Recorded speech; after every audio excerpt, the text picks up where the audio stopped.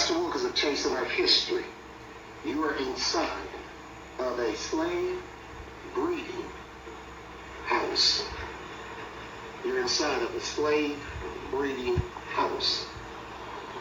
I promise you when I tell you this, there are spirits in this place, and you can feel them real heavy.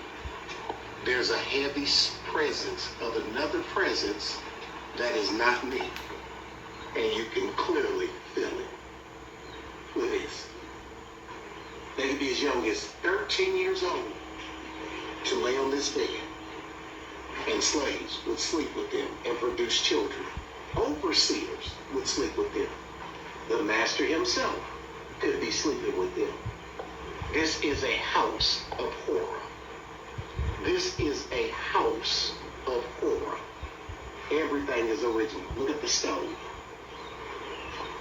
Look at the children. Look how old it is. You can feel the presence of other entity in here. I've been on enough plantations to know when there's something else in these houses, and clearly something's in here. There's an unrest in here. Rape happened here. Incest happened here. Molestation happened here. Right here in this slave house. They were breeding them. A 13-year-old could literally, or 12, could literally be laying right here, producing children, up to 30 of them at one time. Look at it. You're at the Magnolia Plantation where they were breeding slaves. I'm Pastor Lucas of Chasing Our History. Be blessed. Hey man, why does it feel like they keep building more prisons than schools? Because America profits more from cages than classrooms. See, I thought it was because the crime keeps going up. That's the story they sell. But the truth is, it's a business model that's been around since the 1800s. What do you mean? You know how they say slavery ended in 1865, right? Well, it really ended Juneteenth. Well, go ahead. Well, that's half the story. The 13th Amendment states that slavery is illegal, except if it's punishment for a crime.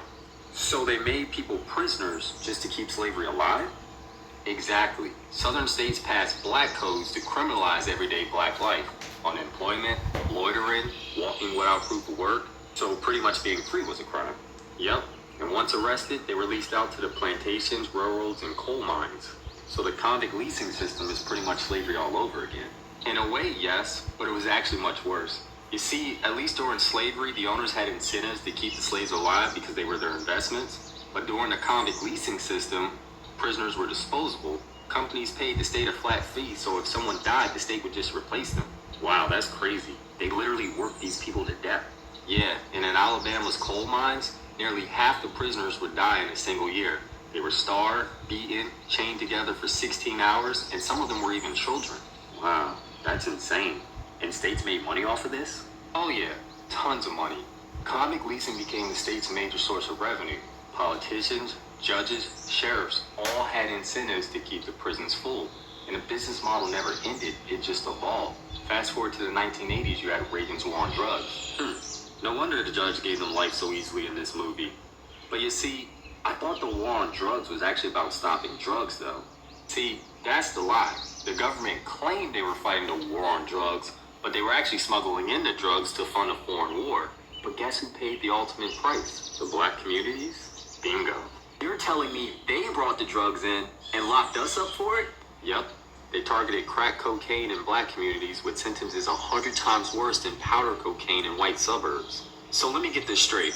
We went from slavery to the convict leasing system to the war on drugs? Yep. Different century, same chains. The Pequot people were burned alive in the middle of their sleep at night in 1637. Mass Bay Colony, Plymouth Colony, Providence Plantation, Mystic Seaport, all English colonies banded together to burn women and children while they slept in a village at night. They barricaded the exit. They did not allow anyone to leave. They wanted them to burn. They were proud that they burned. This country was proud to write. We could smell their burning, rotting flesh for over a mile away. It's written, folks. Please read it on your own. I am not making this up. Stephen King can't make this up. He was so proud, the town of Norwich, Connecticut, had a statue honoring this man up until roughly a decade ago. John Mason, the man who over 700 people, when anyone, the few people who were able to survive that Holocaust, they were rounded up. They were sold as slaves. Before they were sold, they were marched all the way from Connecticut to Mass Bay Colony, present-day Boston. They were placed on trial. They were declared to be sold as slaves. But before they sent them on that slave ship, they had to humiliate them some more. And they read a declaration that those people shall not ever, once again, even utter the word Pequot. They will no longer be able to call themselves a Pequot. I am proud to say, I'm a Mashantucket Pequot. This is the history, folks. Because that particular day, that particular incident, is when this country declared its second religious day of Thanksgiving. This is what we're celebrating, folks. And for all of you who took pictures of me with my nice little pilgrim head buddy here, I hope you get the story that goes with it, because anyone who sees this, I'm sure, thinks I'm a sick, twisted individual. This is a reminder. This is what Hallmark greeting cards and Charlie Brown cartoons should be showing when we celebrate this holiday every year, when we celebrate Columbus Day every year, because this is what it represents.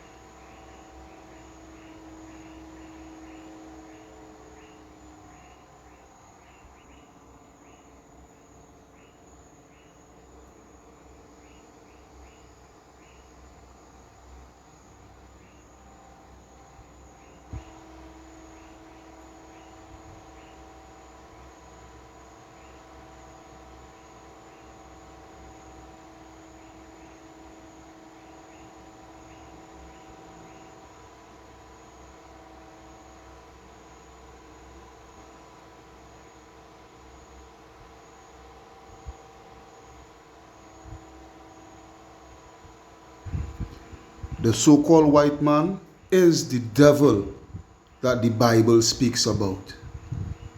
Let them see their crimes against us, both northern and southern kingdom. Part 23. Shalom Yasharala.